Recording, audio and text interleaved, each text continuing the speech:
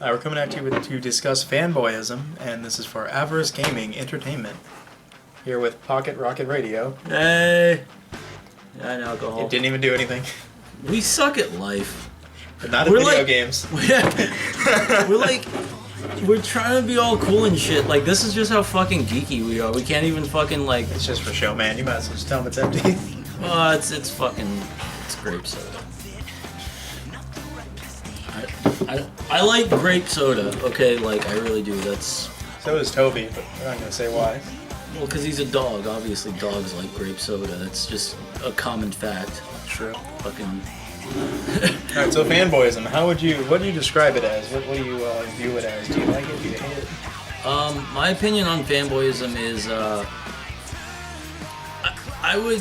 There's a difference between just really loving something, and I think you're a fanboy to the point where you're just really disrespectful towards other people's conflicting opinions. And that's where I would draw the gap between you just love something a lot and you're passionate about it to where you're a fanboy, and that's when...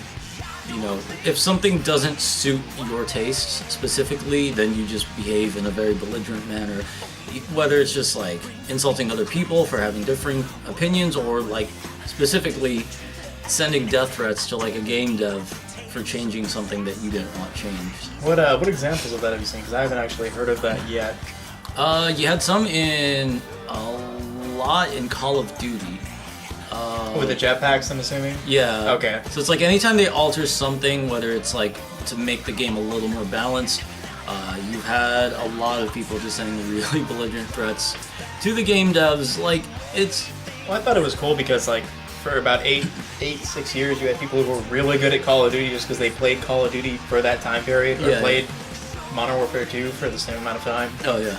And when they introduced that, it gave people who weren't always that good at it a chance to like be good at it, because they had even the playground essentially, and people didn't like that because they weren't used to being on top, so they had to practice again, and then they lost their sponsorships, which is unfortunate probably, but...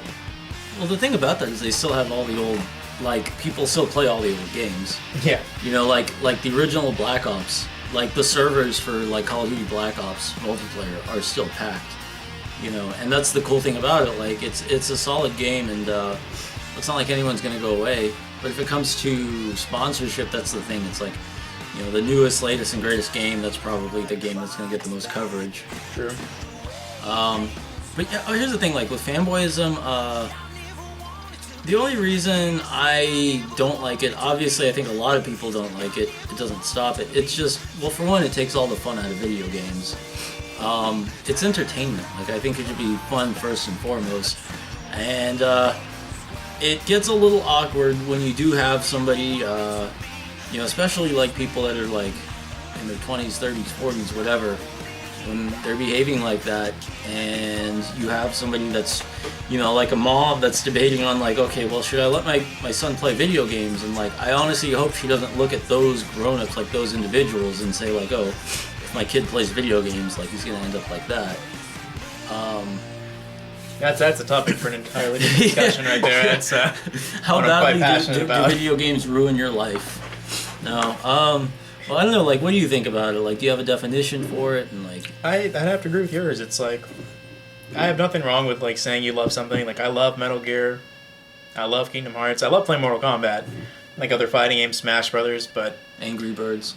Actually, I don't like touching things, so that's probably one. No. That's probably one of them. That's why I avoid all the DS games that require you to use the stylus to save an animal or like capture a Pokemon or something. I'm not a big fan of touch controls personally, Yeah, but I see them being really useful to some people. It is.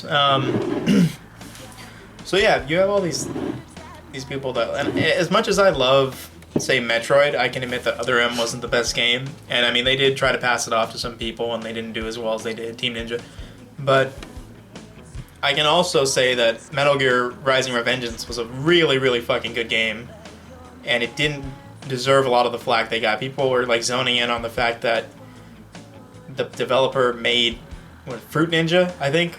They were complaining that they made Fruit Ninja and they were allowed to make that game, but they love Bayonetta, which doesn't make sense to me. Well, I think that's just if they didn't actually look into that. Yeah. Like, research it, yeah. And it's they also tend to forget, like, Kojima greenlit it. If he didn't like something, he had a tendency to just cancel it. So for it to actually make the stage after being canceled once was a really good boon to, like, the gaming world. I liked it. I didn't beat it because the last boss was really hard. I'll probably beat it one day. I shouldn't admit that because everyone thinks I just complete these games I find.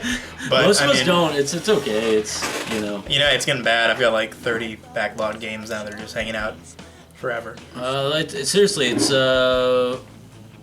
you gotta stockpile your games for the nuclear winter, man. Yep. It's coming. It's coming.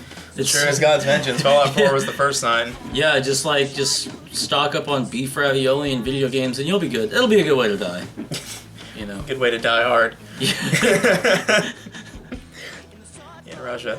But no, that's what I'd call fanboyism. Like, to the extent where you're not allowing somebody else to say, like, I like this, but here's why I didn't like it. And I feel like whenever you're critiquing something or whenever you like something, you have to be able to accept the good and the bad for it, or else you're like just gonna look at it like a first love scenario where you only see the good and then like you guys break up and then you're just like, man, we shouldn't have broken up. But in the end, you know, Fruit Ninja was a pretty bad game. I didn't play Fruit Ninja. It just didn't look like something that would appeal to me. So same thing. I'm not like a big fan of like touch controls. Yeah. So it's just not something I would like gravitate towards. But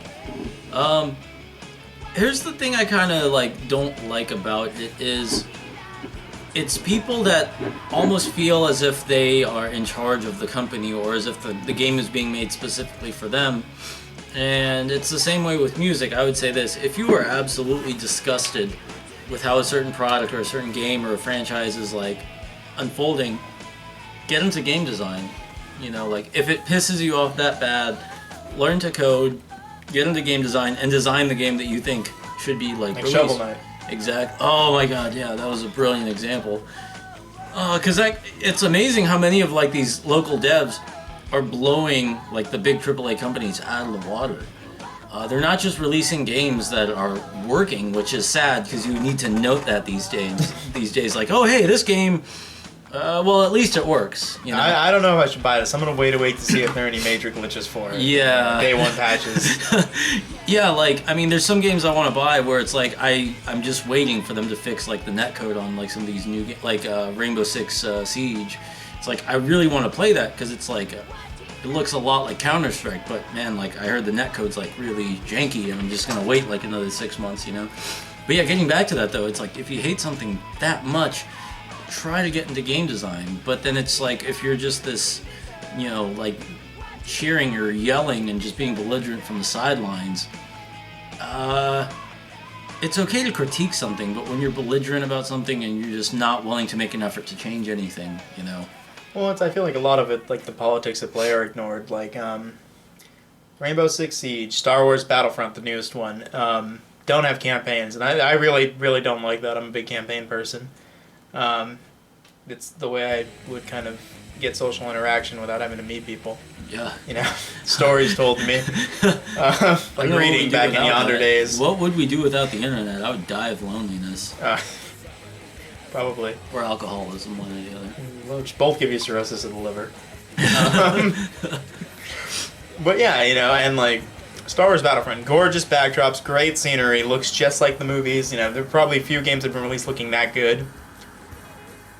But it doesn't feel complete to me, so I'm not going to check it out. Now, I'm not going to say it's stupid of them. I hate it. No one else should buy it, because there are a lot of people, all they do is play multiplayer. So this is going to be right up their alley, especially if they like Star Wars. Like, I know people that have watched The Force Awakens 9 times, and I wish I had never seen it once. Well, no, it was pretty cool watching once. You know, but, I don't go to movies anymore. Yeah, thanks a lot. Yeah. We want Lucas. Or, you know, Rainbow Six Siege, there's no story mode, but like you're saying, now that he said it sounds like Counter-Strike, I kind of want to play it. But there's no story mode, but there are single-player missions. And that's the whole point of the single-player missions, is just to familiarize you with enough of the map. Yeah. The maps and the gameplay, which I'm glad they have those. And I think that's a million times better than what they did with Titanfall, which is there's no single-player, but there's a story mode that requires you to be online at all times. I think the Titanfall single player is really what ruined the experience, because it was a pretty fun multiplayer. Yeah, I like the game. I just I thought it could have been executed well. And I mean that's what I was getting into too. They're looking at fanboys are going to complain about these things, but the companies that are making these games at that time are just looking at what's trending or what's in the now. So people are just buying multiplayer things or spending more hours on that. Like with Titanfall, I'm pretty sure that's what it was. Oh, we can sell these packs to offset cost, and then, you know, if it does well, it does well.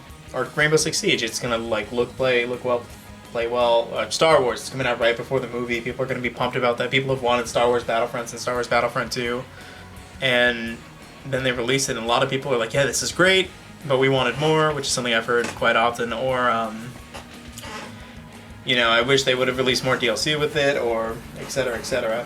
Yeah, I mean, there's always going to be complaints. I think what's really great is when people organize themselves, when you organize a group and you sign petitions and you say, you know what, this is what we'd like done. I don't know how often people actually do that because it seems like Metroid Federation. Oh yeah, here's the thing about that is I think there's like a certain level of ethnocentrism. And we were talking about this earlier. In a group of American fans telling a Japanese company not to make a game. If I was a game dev and I saw that, I mean, it's hard to do anything but laugh at that because you realize, like, okay, we're making a game, we're gonna sell it, and you know what, there's probably plenty of people in plenty of countries where it's just like, if they don't like it, they're just not gonna play it, and that'll be that. But just the level that people are offended by that, I think that's the mentality to it. If it's not for you, they don't expect someone to buy it. Yeah. And, like, the fanboy inherently, at least in America, will buy the game because it's released by Nintendo. And it's not one of those things where they might buy it used so they can try it out. They're going to buy it, and then they're going to complain that they didn't like it and not realize that it's not the game for them and they probably shouldn't have bought it. You could just rent it, honestly. People don't appreciate game rental services enough. Like, because I do rent games, and the reason being is it's like, especially all the new ones, I can't afford to buy every new game that comes out. So it's like, I'll rent them and I'll play them for like a week, and I'm like, if I really like it, okay, I return it, and then I just put that on my list of games I actually want to spend money on. But yeah, it's just, I don't know if it's actually gonna change anything in gaming, and that's another issue, is like, do you think that, like, fanboys, do they have any effect on gaming whatsoever? I think they can, like you say, when they organize themselves. Actually, I should say, when we organize ourselves and conduct ourselves in a correct fashion, as opposed to kicking and screaming like a child. Yeah. It always does well. Like Operation Rainfall, where they were able to bring over Pandora's Tower, Xenoblade, and I always forget the last one. Pandora's Tower, Xenoblade. I'll get back to you later. It's not important. But these were ones that Nintendo was only going to release for the Wii overseas, and they repeatedly said they had no intention of bringing them over. And because of the success of that petition, they actually did bring over all of them. Really? You said Last Story, Xenoblade, and Pandora's Tower. That's amazing. I did not know that was the case for Xenoblade. Yeah, it was not going to be released here, and that's a shame, because it's been voted, like, one of the best RPGs ever. Look how freaking amazing it's done. It's sold. Okay, we had some technical difficulties with the camera. So if it looks choppy, it probably is. It's because we don't care enough to do a good job. That's true. Or check our work beforehand. Yeah. We're drunk. Cloud servers. Yeah. So yeah, and like,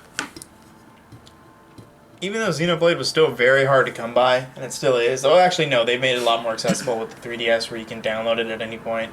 Oh, I didn't know that. With the new 3DS, you have access to play it. The new 3DS and 3DS XL, just like on Scott Pilgrim. We had this opportunity to like not receive these games at all, and like, for something that's voted probably one of the best games in the history of the RPG genre, whether you play it or not, like, how would people who like first-person shooters feel if they weren't allowed to play Modern Warfare 2? Oh, Jesus. Like, if it was released in France for some reason instead of here, like, and it's kind of the same mentality where, like, fanboyism, I mean, it's a good thing to, like, love something passionately, but not to the point of obsessing over it, just like real love. If you love something, you'll let it go. Yeah, let it go, yeah, and accept that, like, you know, you have to wait a year for it to come out. Or that it's changed and it no longer is the same thing that you fell in love with and you just need to move on. It's true. Really metaphysical stuff going on here, just like Xenoblade. Pretty deep. Philosophically. Yeah, it's, I don't know, like, this could really just be if we were psychology majors, which we're not, thank God, this could really be like a deep discussion on psychology, because there's a certain level of insecurity where people define their entire existence through a series, through like a video game franchise. And once it gets to that, there's just like, it's apparent like that person cannot separate their lives from entertainment. Where like entertainment is just like an escape from everything that they just do not want to face in reality. Well, it's the same way we used to embody like Hercules or Paul Bunyan or stuff like that. You know, oh, I love this character. He's so much like me. I guarantee you're not running up, vistas in Italy in the 18th century. Ezio was tight, but I'm not going to say he's like me. Yeah. Or he's my embodiment in video games. And, same with a lot of different characters. Like, I mean, with the exception of Smoke, I have basically the same powers as him. But, yeah, it's like you're saying. You really beat me to that point. But, we have this idol worship that's generated where instead of focusing on, like, a Kardashian or some other idiot, you focus on, like, a character that embodies a level of perfection that you will never have. And, both groups will talk shit about the other. Like, oh, you're living in a fantasy world. Well, aren't you admiring one? Yeah, it's at the end of the day, I think one thing that I'm kind of getting from this is, like, the fanboy mentality, fanboyism, it's not going to change anything. Like, regardless, that approach to, yelling at game devs, yelling at other people, like sending death threats, making all these childish comments, you're not going to change anything. And I think it's, I think it's kind of immature when you take your personal likes, your personal passions, and you just get offended when other people don't share those. But yeah, that's the main thing. It's not going to change anything. It's not going to stop a game dev from releasing a game. It's not going to force a game dev into releasing the kind of game that you want, unless you organize yourself calmly, professionally, and like get other people on board with you. You use the resources you have. I don't know. Yeah, you're just not going to make the change that you want to see. And I almost feel like sometimes those individuals love having something to be angry about. Well, it's one of those things where, like, if you're screaming loud enough, someone's going to hear you and you're going to upset them, but at the end of the day, someone's still hearing you. So I feel like it might also be a misdirection of your energy in terms of wanting to communicate. Or, like, just like a crybaby, like a 2-year-old younger brother who's upset that the older brother's being focused on. Yeah. Or something like that. You're longing for something and you want somebody to hear that you have an opinion and you want to feel validated, but you're not choosing the proper way to make it an outlet. Or, just drinking. Yeah, here I go again. Yeah. Yep. That's the only outlet I have sometimes. No. Scream at your dog. Yeah, I think, like something else I really love is music, and I just see the parallels between like video game fans and music fans where people take it way too seriously, and the worst part about it is if you are that serious about it, you should get involved in it. And whether it's like, music, film, or obviously video games, it's easy to rant about it, but then it takes like a whole nother level of discipline to get into it, to learn game design, to learn graphic design, to learn to code, to have the patience to sit there and work on it and fail countless times until you make like your first game. And the only reason I just don't get offended when a game isn't the way I want it to is because I don't have any attachment to it. Like, as wonderful as a video game makes me feel, it's a product at the end of the day. Like, I hate lumping it into that category, but nothing is sacred. Well, I mean, in business. It's also true. Like, it's a story, and if the story isn't for you, it's not for you. Yeah. You shouldn't be offended by it. It's like, I love Star Wars in its entirety, but I really didn't like Episode 7 as much as everybody else did. But that's okay because it's not made to counter to the people who like love Star Wars, I guess. They're trying to get like a new audience. Yeah, it's building up, and it's a next generation. There's a new hope inside all the people that go to Disneyland and watch these movies. And don't get me wrong, Disney's done great by Marvel. They're probably going to sue us for using their name in this video. That's awesome. Can't wait. Yeah, I know. Right? I mean, at least we'll get a couple subscribers. That at least 3, the lawyers, or 7. There you go. They have one for each sin. But and it's like that's the thing is like I'm playing through Halo 5. Yes, 5. It's fun. I don't think it's the best one because Reach was the best one because my Spartan was the main character and he was customizable. So when people were like, "Oh, who's your favorite?" There was June. There was Emil. It's like mine. Like, but I'm not gonna get upset and say like you guys should have made it this one. I'm just gonna say like, oh, maybe the next one will be cool or like. It's fun, but it's not the it's not the way I would have went. But then I didn't make it, so I can't really complain. Yeah, that's the thing is like when you get into like wanting something to be an exact way. You have to realize you are one individual, and companies can't keep making games unless they make money off of these. You know, it's like designing a game. I don't think it's something you can do like an hour a day in your spare time if you want it to be a good game. You have to invest all of your energy into it, which means the devs need to make money off of it. And like, okay, I get some AAA titles are a little. Yeah. I keep describing it as like, and then we're probably going to edit out the number of times we said love in this video, but it's like, going back to what you said earlier, if you love something, let it go. When someone says, I don't understand why this isn't working, or I don't understand why this person did this, and says that, or they override it by saying, I love you, or I like you, or I think you should do this because it's what I would do, you're not realizing that it's someone else's thought process that's going into it. Yeah. And by doing that, you're assuming you're the only one that can think in a certain way or a certain topic, subject. Yeah. And when you do that, you really overestimate the fact that, like, oh, well, if I had looked at it this way instead of looking at it that way, it might have been better. But you're not, because you're only able to see it in a straight line. When there are, several axes? I don't know. You're the math major here. Don't tell him this. People are going to start asking me questions of things I know nothing about. Ask a math dude. Yeah. Have my own little segment. No, how many quadrants? Well, 4. Yeah. That's... but it's like, how many sides are there on a triangle? Tridents,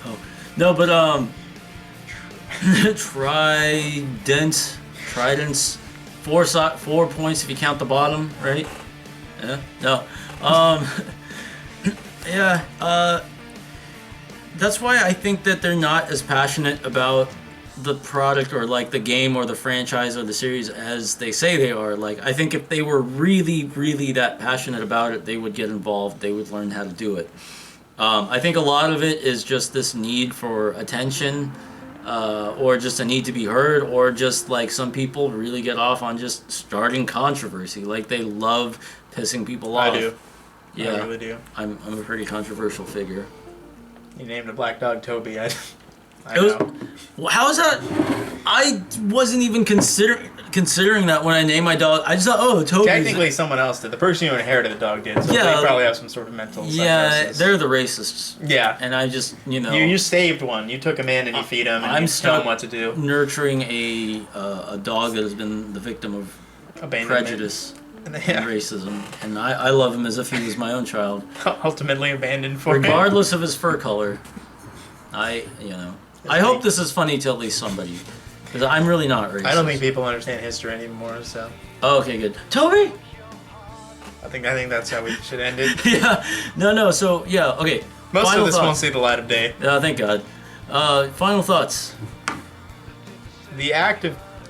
I have nothing, against someone being very passionate about something, but when you get passionate at the point of being angry and not being able to back it up correctly, when something doesn't go the way you like it, and that's what I feel fanboyism is. I just don't think we should accept that, or we should put a bigger emphasis on trying to get people to do things in a more, how do I say it, serene way. Yeah, I agree, and my thing is this is like, the only person I could make this video out to, there's nothing you can do to the actual people. Like, we can't just put them in, a cage and be like, sit there and think about what you've done. No, Toby. Exactly. Well, no, he's a very well-behaved dog, and I love my dogs.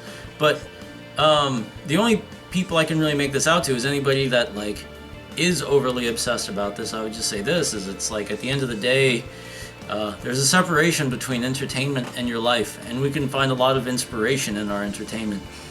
But if you're that passionate about it, get involved in it, in a way that's actually going to be productive. And then you'll realize, oh, well, then that takes hard work, but then that'll test just how passionate you really are, if you're willing to invest the time to make something the way you want it, So that's what I would say, is if you're really passionate about something, don't go off yelling and belittling people or sending death threats to game devs. But try to make something the way you think it should be done, That's the ultimate test, proof of how much you care, True. Yeah, so those are my final thoughts. It's mine too. Yeah, thank you guys for watching the video. We'll try to get you... Clinked. Oh, that worked! Oh, yes! I feel so cool now. We will be making more video discussions like these in the future. Please let us know what you think. We really appreciate you taking the time to view the video. Yeah, any comments? Let us know what you want to hear talked about. If you have any topics you want to bring up. I just said the same thing twice in 2 different ways. If you drink enough, it won't. Yeah, it won't matter anymore. These should all... The length of the video should be about 1 beer, so you'll know when you've had too much if you can drink several within the end of it. That's genius. I like that. Okay. Yeah. Or half a shot. I don't know what the metric is in Europe. But yeah, let us know. Stay posted. We'll have more to come.